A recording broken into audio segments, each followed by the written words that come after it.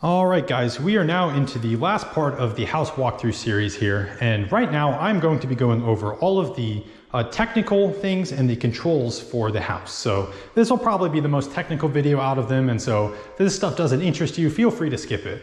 But we're gonna start out with some of the fixtures inside. So the light switches here, as is pretty customarily, like user interface wise, are located near the doorways. This is exactly what you want. So we have, I think this light here is, that is the inside light. We have porch lights on the light switches. Also, we have the fans on the switches. That's pretty normal for ceiling fans. So again, placing these near doorways, also near the porches where you have internally controlled porch lights, very, very useful, good design wise. So they're kind of exactly where you'd expect them. Also inside we have the thermostat. The thermostat's over here in the hallway where the laundry room is. So it's a normal thermostat. You can, pick heating or cooling and turn the fan on or off and things like that. Temperature controlled for the entire HVAC system here in the house. Actually, also in this hallway, let me see if I can get the angle. I'll have to lean back.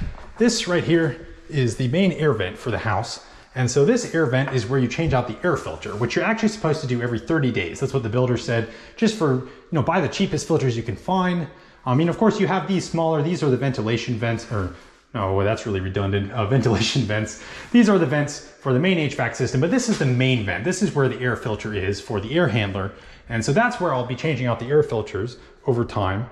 One other thing I wanted to talk about, this is kind of random here. I just have a list of things. So that was the HVAC system. Also plumbing wise, we'll get to the water shutoffs when I go outside, but each bathroom actually has its own water shutoff next to the toilet. So if a toilet plugs and is overflowing or whatever, you can immediately shut off the valves there for the water. That's really convenient.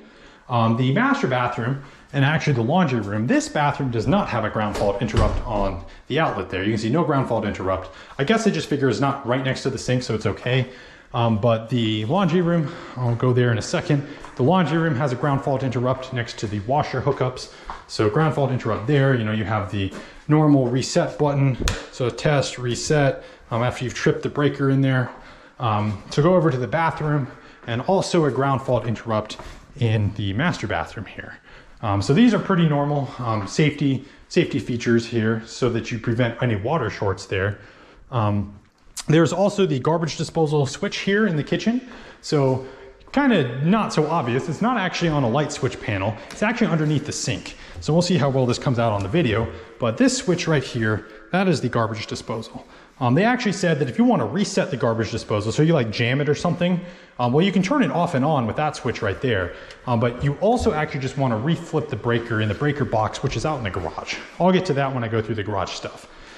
So the last technical bits and bobs I want to go over, and I have kind of hinted at this before, I want to go over the Ethernet wiring to the house. So I've kind of danced around this issue here, mentioned that everything is going to get terminated in this closet.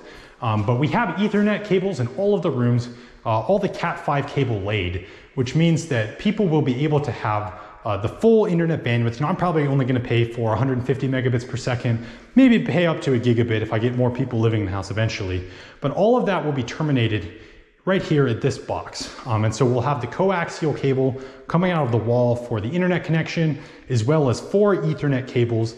Is it 4? No, it's going to be 5. Yeah, 5 Ethernet cables. So for the 4 bedrooms, and then this Ethernet pickup here in the living room. So 5 Ethernet cables will terminate right here, along with the coaxial cable coming out of the wall to hook up the internet. So all of the wiring will terminate in this closet. So this is where the router and the modem will live. Also pretty nice because it's centrally located. People will get good Wi-Fi signal here in the living room, which is kind of where you want it ideally. And when you're in the bedrooms where you have that Ethernet, you should hook up to the Ethernet directly. Always has a stronger connection than wireless. So this is where all of the wiring lives. Now I'm going to go talk about the Ethernet ports and the layout. Again, I did warn this is going to be more technical. So now we're getting into kind of house interface design. So the Ethernet ports in all of the bedrooms are put on the walls closest to the door. And the reason for this is because in house design, you almost always want to put the beds on the opposite wall as the doorway. And that's just because it's more convenient. You walk in the door, you go straight to your bed. You don't have to walk around the bed, things like that. So beds should go on the same wall as the doorways. And or sorry, should go on the opposite wall as the doorways, which means that in a bedroom, if you have a desk, that means that the desk will end up on the same wall as the doorways. The other big benefit to putting beds on the opposite wall of doorways is it's very conventional to have doorways closest to the shared part of the house. So you can see I'm in the back bedroom here, and the doorway is closest to the living room, whereas if I walk this way, say you put the bed in this corner, that is the farthest possible away from the shared space where there's likely to be noise as possible. And so again, better from a layout design, like interior design wise, to have the beds on the opposite side as doors, furthest away from the shared things. So to do this, I got to pick where I put the Ethernet ports. I actually put the Ethernet ports on the walls closest to the shared area. And that's because you can have your Ethernet coming out to put a TV or a computer on this side of the wall if you have a desk, opposite the side of the room as your bed. And so that is how you want to design bedrooms, but you do have to kind of think about it up front, otherwise it's not just going to magically happen. So again, come walk into the other bedroom here on the shared hallway.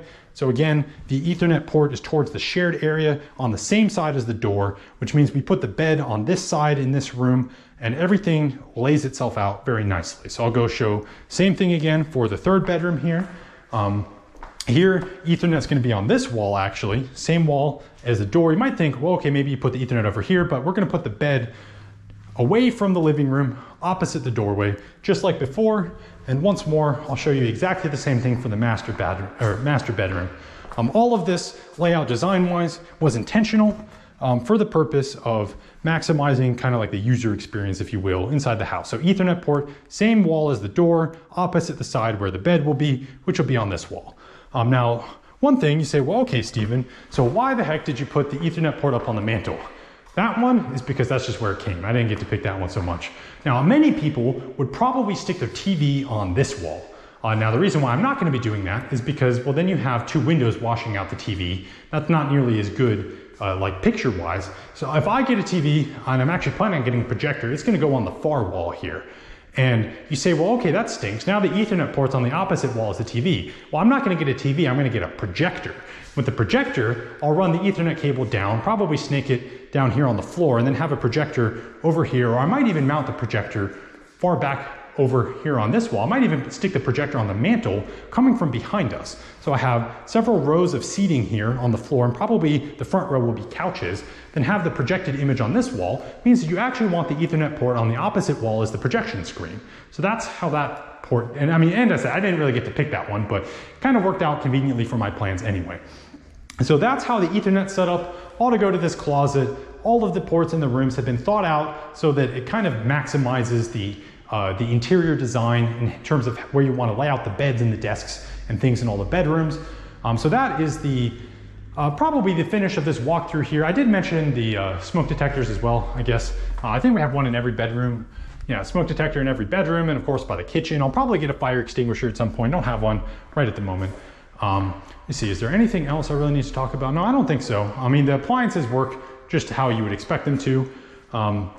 Also, main hookups inside the house, you know, we have the main hookups for the water here and the dryer vent there, and then also the water hookup for the fridge. I'm not actually getting filtered water in the fridge. I think it's kind of a feature that kind of breaks a lot of refrigerators. I'm getting a normal fridge. We'll filter my water on my own with my own filter pitchers, or put something on the sink.